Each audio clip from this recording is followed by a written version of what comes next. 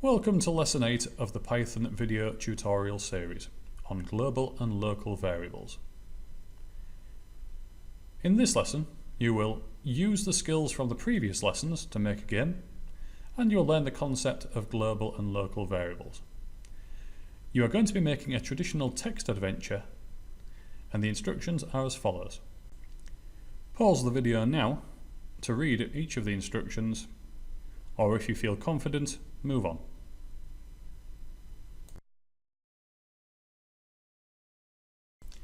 It is important you plan your game. In this video, I am going to show you one portion of my game plan. In scene 1, a player can choose options A or B. If they choose A, they go to the text for that option and have a question to answer. If they get the question correct, text is displayed and they go to scene 2. If they get it wrong, they'll lose health and go to scene 2. Let's begin.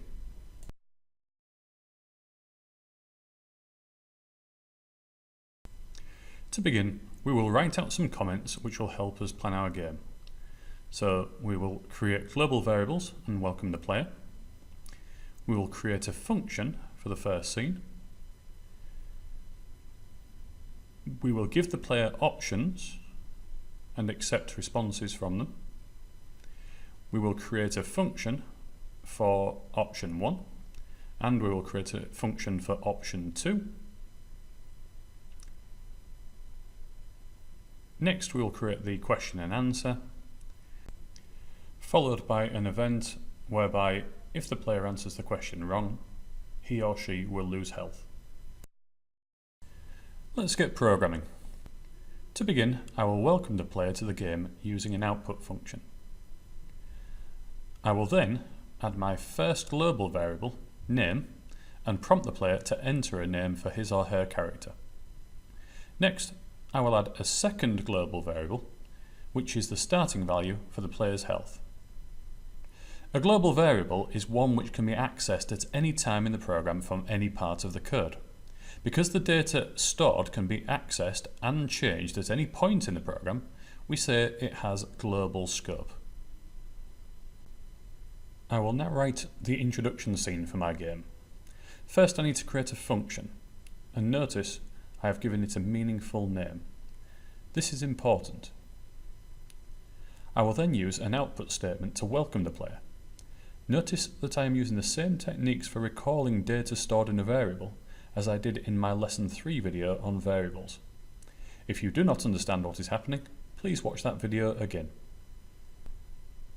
Also, to make the code easy to follow, I am using multiple output statements rather than a single statement or reading from a text file. Again, these techniques will be examined in a later video.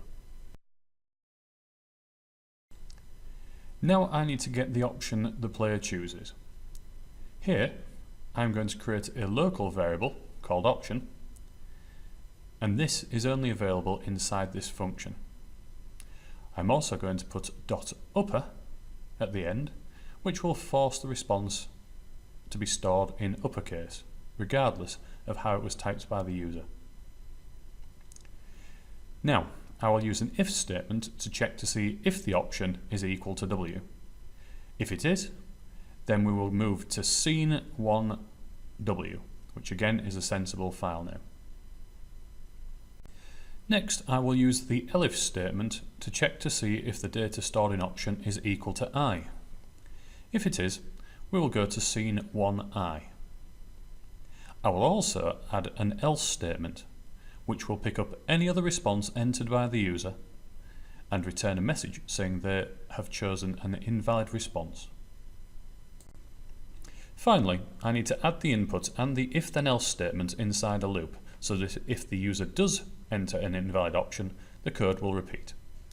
I will add a while true statement above the prompt to the user for his or her selection.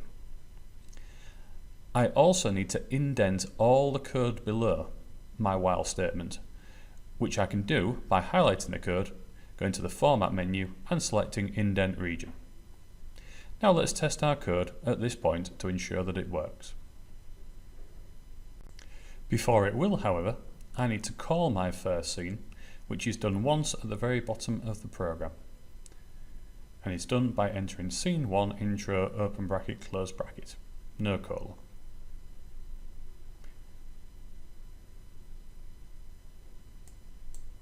With the program running, I will enter my character name as Bob the Builder. When I press enter, you can see that the first scene is loaded, which says welcome Bob the Builder, you start your game with 20 health, which is getting both of the global variables. If I enter F as my option, it's an invalid option, so it's running the loop, and then when I try to enter a valid selection this time, I get an error message, and it says scene 1W is not defined. That means we have not made it yet. So let's make that now. I start by defining another function, ensuring it has exactly the same name as was stated in my if statement above. I will then add the different print statements with my story in. I have accelerated the video so you do not have to watch me type everything out.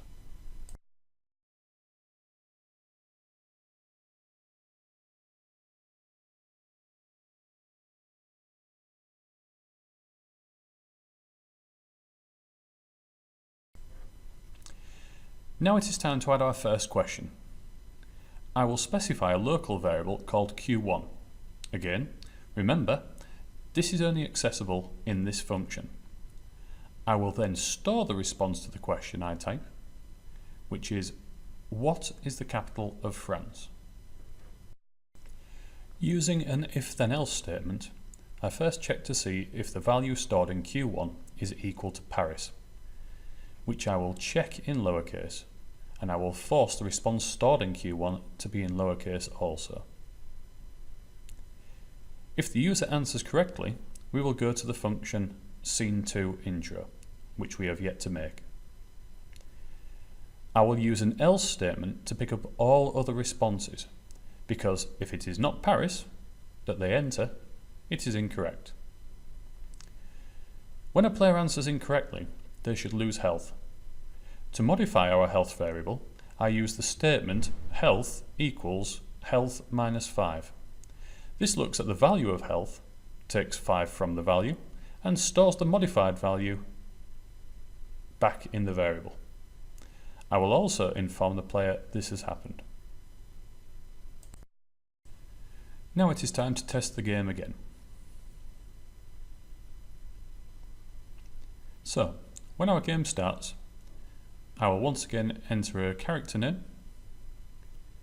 I will select a valid response this time, W, and you can see that we're now into the section whereby we need to answer our question. If I enter Paris this time, it is correct, but again it says scene 2 intro is not defined, and that means that we've yet to create it, so the program can't go anywhere. Let's run it again. Same principle. I'll enter my character name, I'll enter W as my choice, and this time I will enter an incorrect response. Notice the error message, local variable health referenced before assignment. This is now saying that we're looking to modify a local variable, but it can't find one. So it's not finding the health equals 20, and it's not actually using that same variable. It's created another variable, a local variable, which is only in this function. So, how do we solve that? The solution is quite easy. At the top of our function, we're just going to write global health.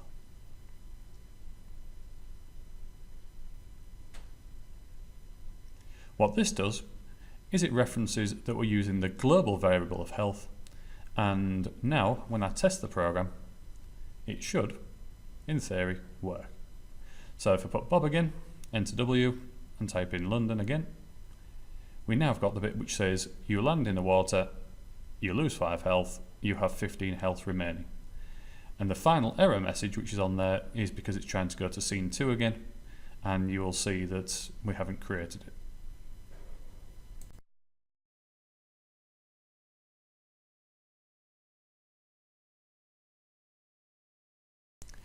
To complete the text adventure game, you just need to follow what we have done so far. Create individual functions for each scene. When you add a question, ensure you have a correct and incorrect pathway, one where you will lose no health and the other where you will incur damage. As a final tip, during some functions you may wish to add an if statement which checks to see if your health is 0. If it is, the game ends. If it isn't, then you can continue. Also remember to add a win statement if you successfully complete the game. Good luck, and see you in the next video.